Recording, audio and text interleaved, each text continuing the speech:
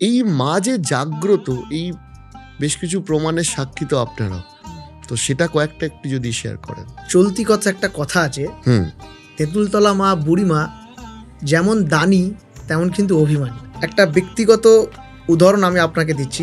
সবাই একটা কথা বিশ্বাস করে যে মায়ের কাছে যদি আমি এক মনে চাই, মা তার সন্তানকে খালি হাতে ফেরাবেন না। তোমার আশীর্বাদে যদি আমার পারিবারিক এই সমস্যাটা মিটে যায় না, আমি তোমাকে আমার তরফ থেকে যতটা সম্ভব কিছু দেব। এটা হচ্ছে সন্তানের মায়ের প্রতি একটা ঋণ। তার পারিবারিক সমস্যা মিটে গেছিল, সে তার বউ, ছেলে, মেয়ে, জামাইকে নিয়ে খুব সুখে শান্তিতে ঘর সংসার করতে শুরু করেছিল।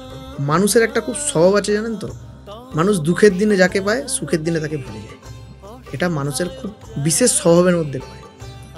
তো যথারীতি এই ক্ষেত্রেও ঠিক তাই। মধ্যে কথা তিনি আর পুজো যাননি, মায়ের দর্শনে যাননি সমস্যা ঠিক হয়ে যাওয়ার পর। হ্যাঁ, আচ্ছা, তিনি আজ অবধি তার সেই মানত পূরণ করতে পারেন। কিরকম সমস্যা হয়? কোনো বছর তিনি মায়ের জন্য একটা সোনার টিপ কিনে রেখেছিলেন মাকে দিতে আসবেন বলে।